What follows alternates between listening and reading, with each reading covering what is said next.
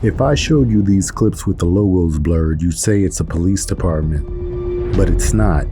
It's Arcadia Security, a private security company in Las Vegas running patrol like a municipal unit. Marked vehicles, body cams, dispatch, training, paperwork, the whole police-adjacent package. Which raises one question I can't let go. Is this a sustainable premium security model, or is this private security playing with police optics until the first lawsuit hits? Because looking like law enforcement is one thing, surviving the liability is the hard part. What makes Arcadia stand out is not just that they have patrol officers. Plenty of companies have patrol. It's the presentation. Everything about the brand screams we are not just here to unlock a door, write a report, and call the real police. We are trying to project structure, readiness, command presence, and authority. Their public-facing material openly sells armed patrol, training, certifications, and a more elite image than the average security company.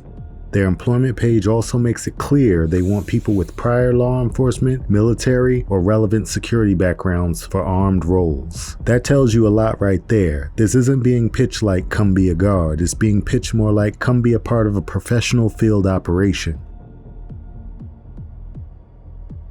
That's why people react to them the way they do, because they're not just doing security work, they're branding themselves as the private sector version of a serious patrol outfit.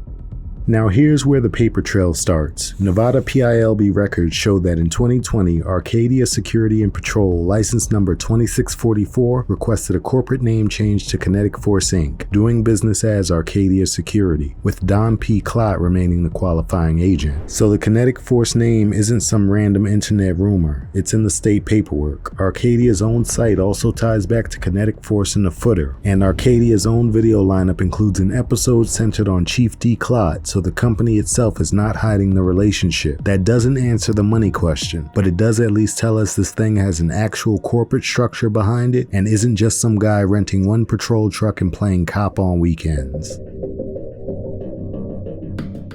This is the legal dividing line that matters. In Nevada, Arcadia is operating under the Private Security Licensing Framework in Chapter 648. That chapter governs private investigators, private patrol officers, security guards, and similar. That is not the same thing as being a peace officer. Nevada's peace officer framework lives under Chapter 289. That's the world of actual law enforcement status. Arcadia is not a police department. Their guards are not peace officers just because the uniforms are sharp and the trucks look official. And this is where a lot of the confusion comes from. Arcadia has managed to build a visual and operational style that reads very law enforcement adjacent while still living inside a private security legal structure. One reason Arcadia reads so strongly as police adjacent is because they don't just market patrol, they market capability. Their training page references baton, defensive tactics, and handcuffing, taser, and OC spray. Their public videos showcase loadouts, patrol operations, dispatch, and training culture. Officers on the channel talk about skills development and certifications. Now, none of that makes them police, but it absolutely helps explain the vibe. Because when you combine patrol vehicles, body cams, training certifications, radios, chain of command, and a polished uniform image, the average viewer is not going to process that as ordinary private security, and neither will clients. They're going to process it as some kind of private quasi-police setup, and from a deterrent standpoint, that may be exactly the point.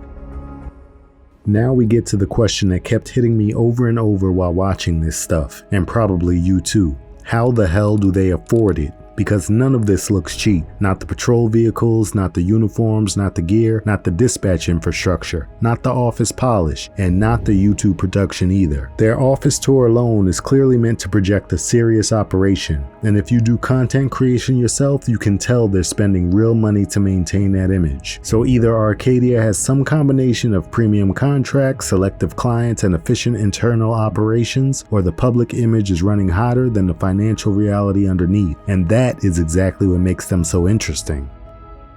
And here's what makes Arcadia even more interesting. They're not the only company that tried the whole cop-adjacent private patrol lane. There are other companies that leaned into that same vibe online. Unity One Inc., Denver Metro Protective Services, both had or have YouTube channels. Both projected that same private police adjacent image, patrol branding, training branding, professionalized field ops branding, the whole thing. But when you zoom out and look at the broader public footprint, the websites, the Facebook pages, the X accounts, the picture starts looking a lot different. Unity One site is dead when I checked it. Denver Metro site shows the same results. And when you start pulling up the socials, what you get is not some polished, actively maintained public presence. You get something that feels stale, neglected, or frozen in time. And that matters because it hints at something bigger. A lot of companies can build the look, the uniforms, the patrol image, the quasi-police branding, maybe even the YouTube presence, for a while at least. But sustaining that over time is something else entirely. Because now you're not just paying for a couple uniforms in a patrol truck, you're paying for the whole image machine, the website, the media, the recruiting pipeline, the command structure, the gear, the vehicles, the training, the back end. Arcadia stands out not just because they built the image, but because they still appear to be actively maintaining it. So the question becomes bigger than just how do they afford this? Now it's also how are they sustaining it when similar police adjacent guard brands seem to fade out, go stale, or just stop maintaining the public facing side of the operation.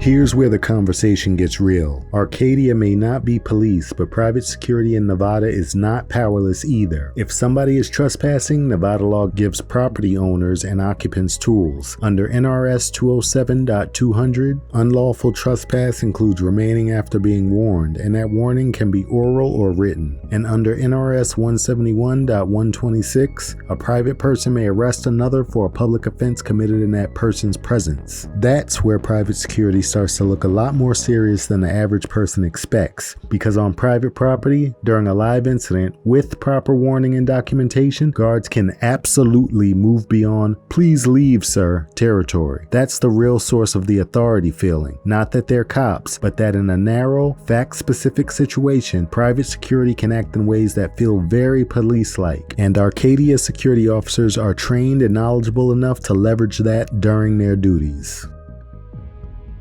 Then you get to the labor question. Public pay data is imperfect, but it still matters because it's one of the few windows outsiders have. Third-party pay pages for Arcadia's Pacific Northwest operation show armed patrol estimates in roughly the lower to upper 20s hourly range, while Indeed has a patrol officer estimate around $21 an hour. Separately, BLS-linked local wage data for security guards in the Las Vegas Metro puts the average around $18.44 an hour, with the 90th percentile around $23.32 an hour. So yes, Arcadia may be paying above the bottom of the market, but that still doesn't answer the bigger question. Is it enough to justify the image, the expectations, the mobility, and the risk? And one thing I noticed from their own videos is that multiple officers mention being there for about a year or two, while leadership includes at least one captain or branch manager who says he's been there much longer. So what is Arcadia really? A career destination? A stepping stone? A polished revolving door? I don't know, but it's worth asking. So where do I land on Arcadia? I think Arcadia is interesting because it exposes a tension inside private security. On one hand, a lot of this industry is sloppy, low standard, poorly presented, and embarrassing.